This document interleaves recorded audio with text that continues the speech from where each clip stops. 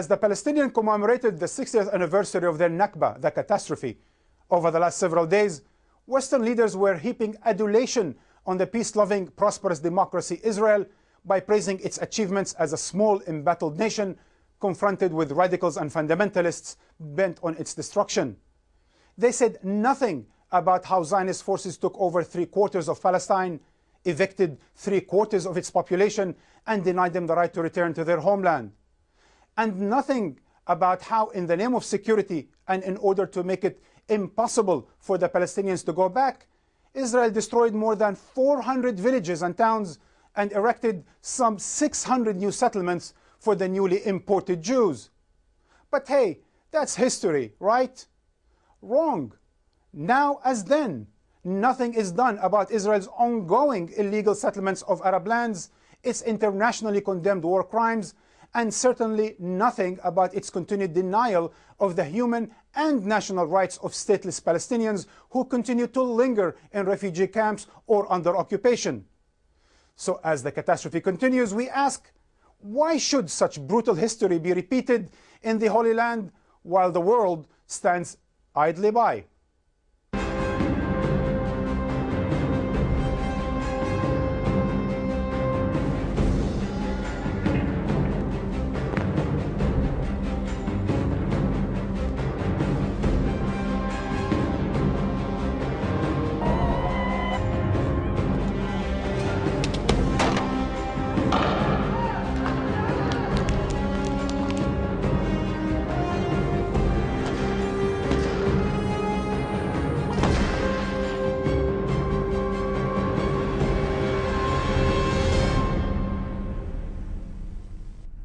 Joining me in the studio to discuss the continuing catastrophe in Palestine is Professor Karma Nabulsi, Fellow Political Science at Oxford University, and Professor of Islamic Philosophy Tariq Ramadan, and from Beirut, Rami Khouri, Editor-at-Large for the Daily Star, and from Tel Aviv, the Diplomatic Affairs Editor for Haaretz newspaper, Akiva Eldar. Akiva, I would like to start with you, please. You've written recently a book by the name of The Lord of the Land. You've discussed the Israeli settlement in the occupied territories. And it is said, Akiva, that history repeats itself twice. The first time as a tragedy and the second as a comedy.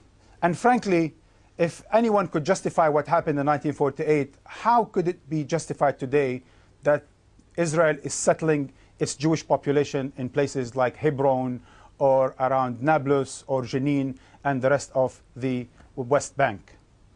I think Israel is the only place where the establishment, both the political, the military, and even the legal establishment, is nurturing, is supporting fundamentalists. And for 40 years, all Israeli governments, Labour, Likud, unity governments, have been doing the same. On one hand, they made some promises to the international community, to our neighbors, to Jordan, to Egypt, that we are going to put an end to this, because there is a paradox between the two-state solution and putting more settlements, of course. Just on that note, Rami, in Beirut, you're there where there's some 400,000 refugees lingering in different various refugee camps.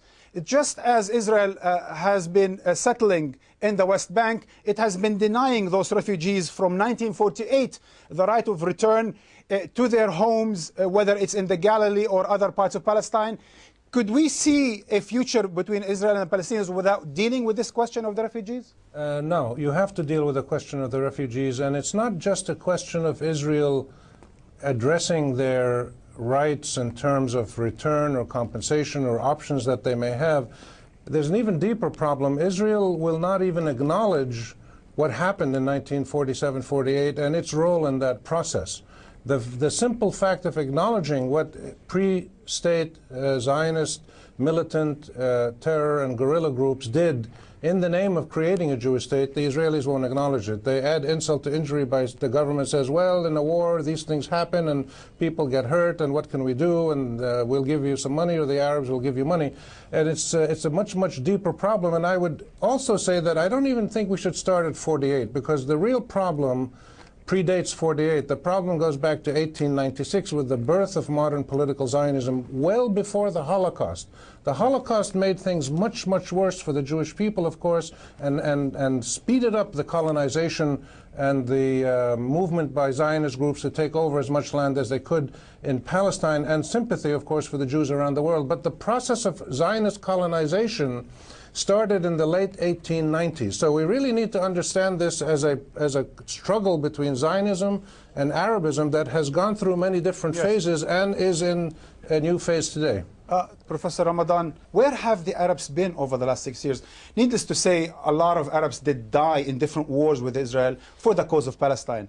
But how come the Arab world, some 200 and some million Arabs, and of course a billion Muslims or so, and still Palestine bleeds and the Palestinians remain in exile? I think what is really important, what we are hearing now, it's history and these very important facts, because we know from where it's coming, we know what was the Zionist movement. What is really important for us is really to understand that, as it is said today in the Arab world, you know, this is the cause of all our problems. In fact, what I'm saying is the consequence of what is happening now in the Arab world and within the Arab countries, where it's completely chaotic. And I really think that we have words of support towards Palestinians, but not really policies coming from the countries. So I really think that the first to be blamed is not, you know, of course, if you know, the West and everything which has been done and what we heard right now, but, you know, Egypt, Jordan, you know, Syria, and all, of course, many went to support Palestinians, but the policies and a vision for Palestine and for its future was not there. Many were more interested in talking with Washington, with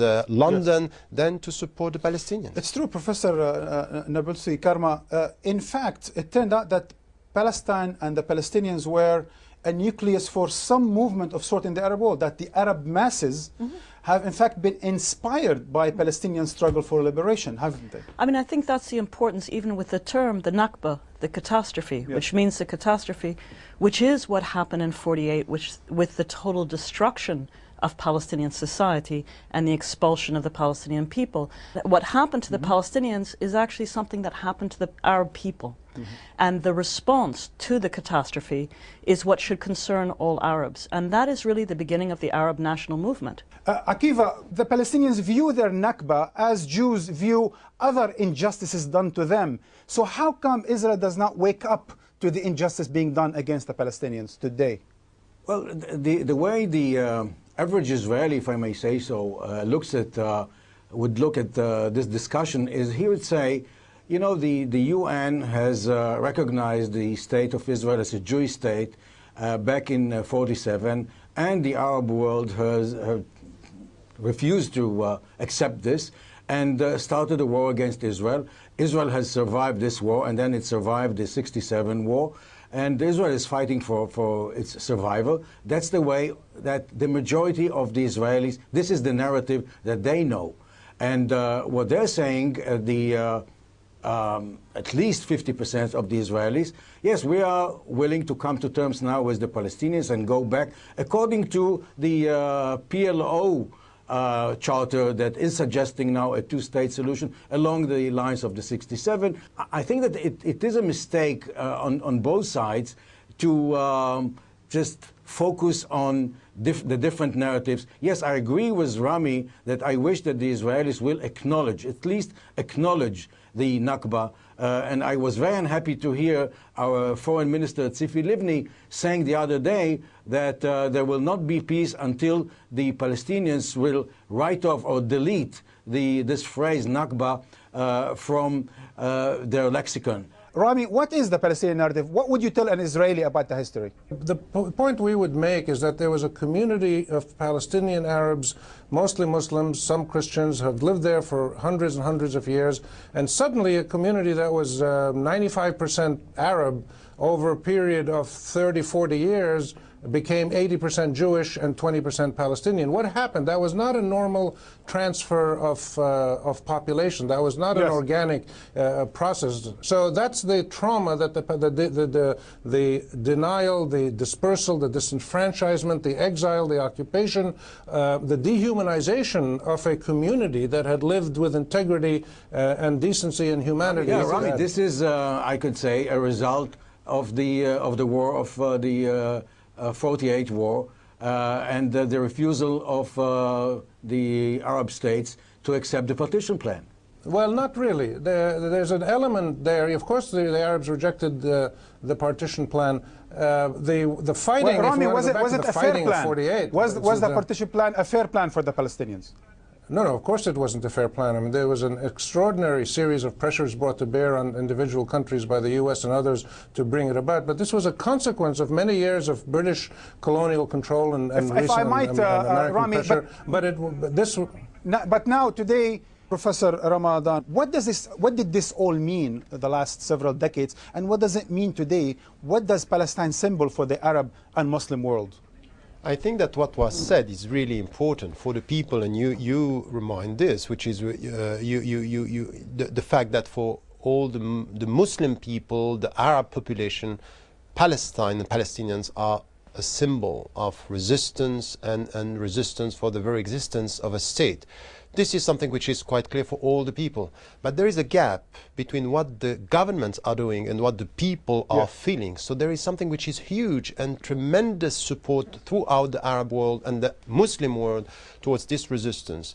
Now what we have is governments playing with the states, playing with the European countries, and not really supporting the process. Karma, then where does the Nakba, the remembrance today, play in raising the consciousness on the question of Palestine? I think it's so important. You know, we're talking about 60 years since this happened, but it's a very dynamic process. It's continuing. The expulsions, the land expropriations carry on. Did the destruction of Palestine start the way it meant to continue, with the demolition of Palestinian homes? The following excerpts from Al Jazeera documentaries tell the story. If you go to the old heart of Jaffa, the Clock Tower Square, you'll see a plaque that marks the liberation of the city in May 1948. But who or what was Jaffa being liberated from? As far as Palestinians are concerned, in May 1948, Jaffa was liberated from its own native people.